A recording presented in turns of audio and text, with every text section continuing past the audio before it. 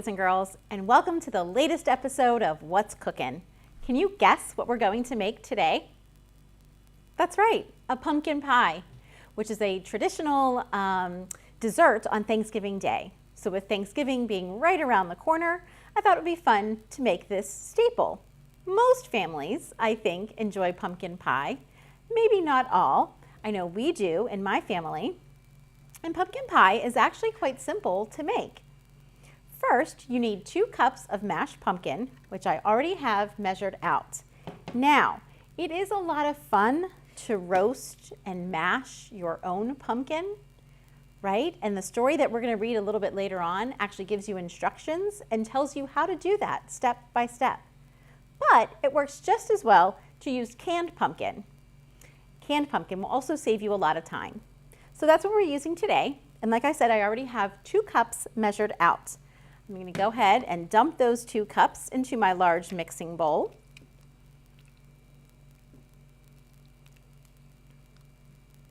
Pumpkin, by the way, is very good for you. Did you know that it's loaded with vitamin A? It is, indeed. There's 1 cup. And there's 2 cups. The next ingredient that we have to add is 1 can of evaporated milk. When you're opening up your can, boys and girls, you want to always ask for an adult help. I already opened mine with this handy dandy can opener. A lot of families might have an electric can opener, right? Everybody's might be different, but you usually might need some assistance with that. Once your can is open, you're going to go ahead and pour the whole thing right over top of your pumpkin. And then I'm going to use my large mixing spoon to kind of just stir that all together.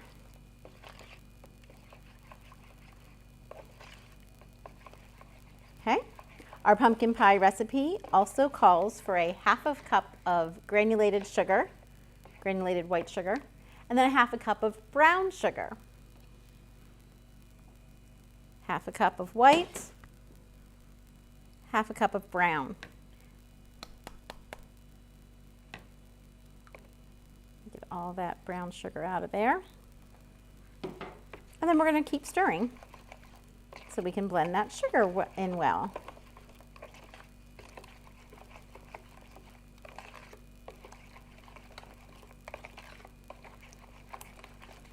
The next thing our pie recipe calls for is 2 eggs. And you might remember from previous shows, my little tip, I like to crack my egg in a separate bowl, just in case some shell were to get in there. It makes it easier for me to scoop out, right? And then I can also beat my egg in here before dumping in. To crack your egg, I recommend you tap it on a hard surface. 1, 2, find that crack, and kind of just pull straight apart. Oops. Just like that. Okay? I'm going to beat this egg and dump it in, and then I'll do the very same thing with the second egg.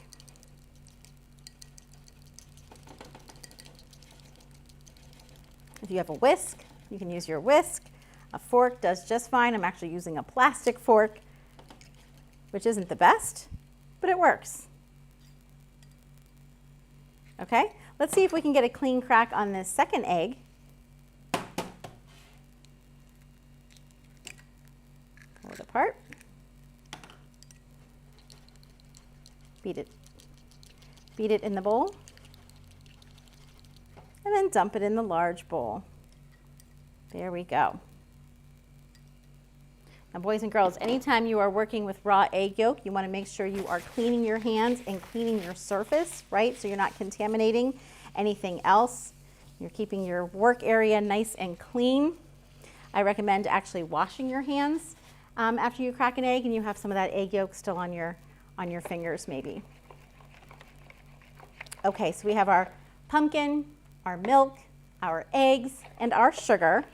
The only other thing that has to be added, friends, is our spices. What makes a pie so delicious, a pumpkin pie, is the cinnamon and the nutmeg and the cloves and that delicious blend of spices that are included. So we're going to do 1.5 teaspoons of ground cinnamon. To measure this, boys and girls, rather than shaking it over the bowl, I recommend actually screwing the lid off and just putting your measuring spoons right in there and level it off. Cinnamon is 1.5, so there goes 1. I'm going to switch my spoon. This is 1/2 teaspoon. Voila.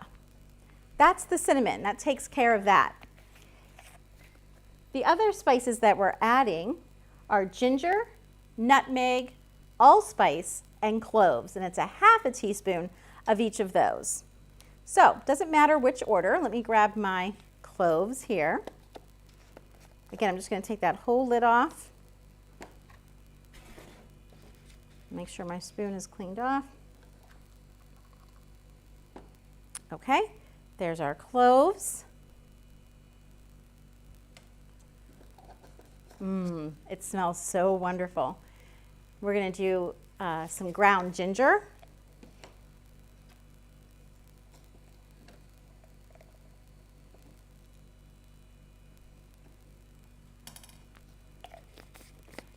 We're going to do our nutmeg.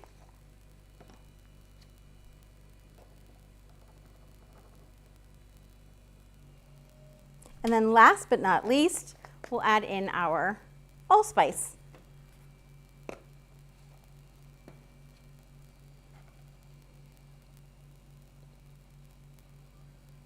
This one, my spoon's not going to fit in there, so I'm going to very carefully measure that over top of my bowl.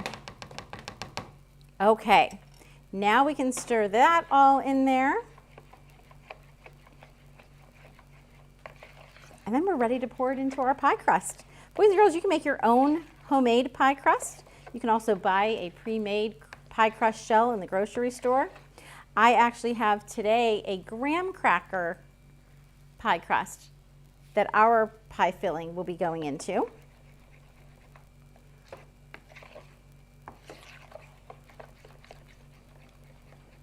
Lots of things that we can talk about the Thanksgiving meal, isn't there? Besides pumpkin pie, do you have a favorite dessert or a favorite side dish? Like the mashed potatoes or the stuffing or the corn? So many delicious things. But I would have to say there, up in my top favorites, is the stuffing and the pumpkin pie. We're going to go ahead and pour this filling into our pie crust.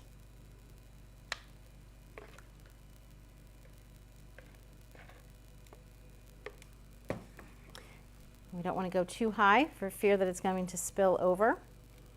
And then we're going to go ahead and place it in the oven at 425 degrees for 15 minutes.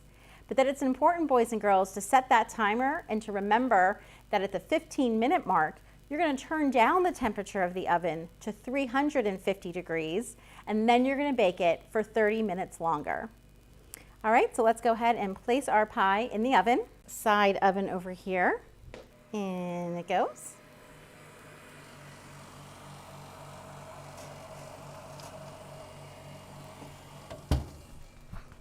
And then since we have a little bit of time to wait, since we have to wait that 15 minutes, why don't we go ahead and share a story together? I brought a story on today's show that is called A Pie That Molly Grew, and it's by Sue Heavenwort-Rich, and it's illustrated by Camisa Kellogg. I'd like to read it to you right now.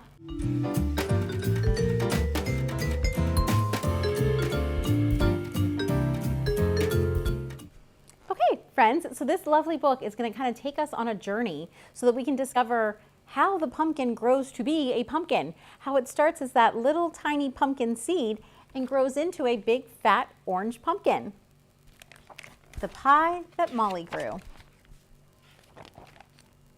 This is the seed that Molly sowed.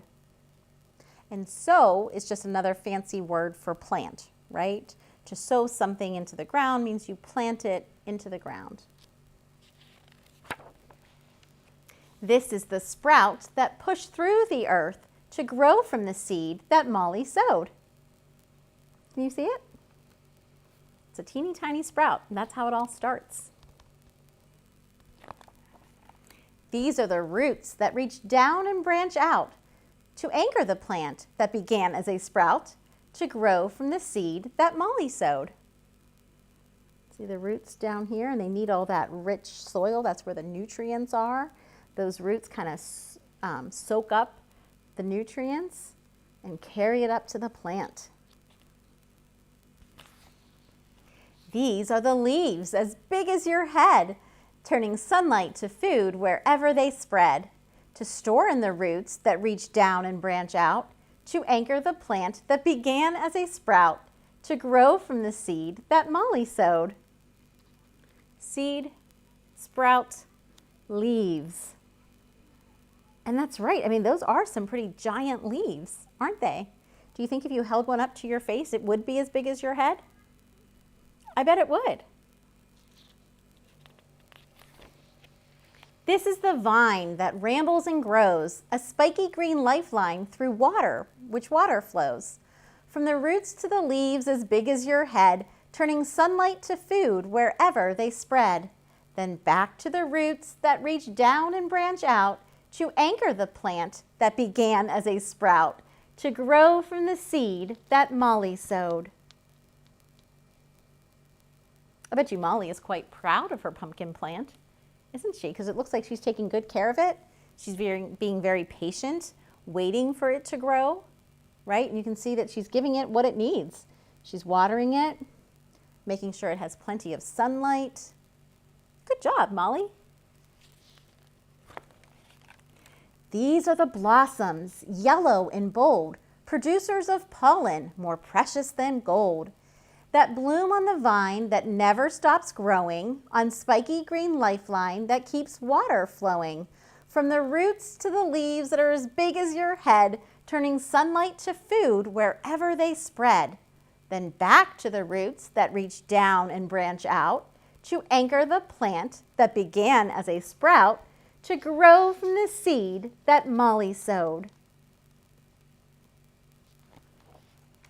These are the bees that carry the pollen from flower to flower till petals have fallen, revealing small fruits on the vine green and strong that serves as a lifeline to move things along. From the leaves to the fruits to the roots that branch out to anchor the plant that began as a sprout to grow from the seed that Molly sowed.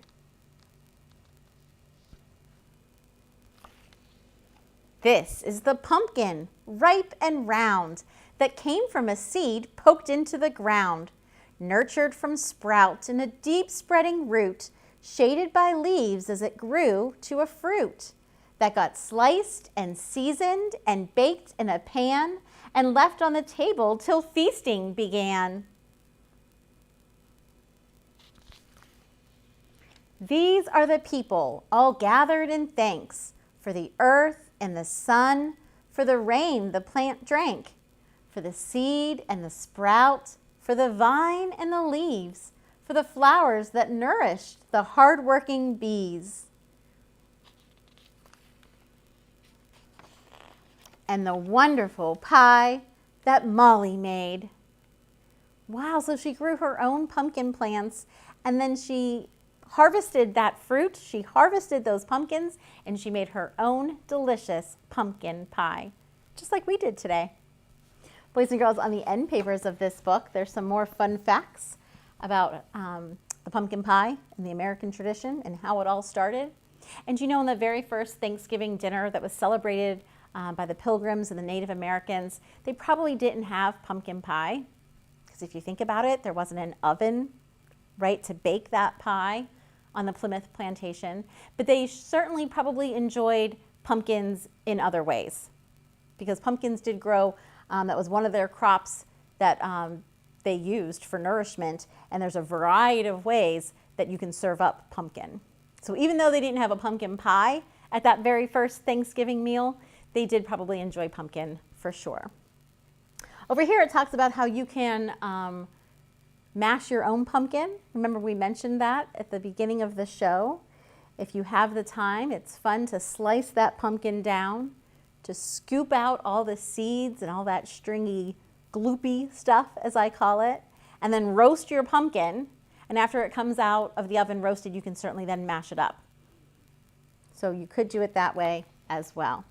And then here's the recipe. All right, friends, we're gonna go check on our pie.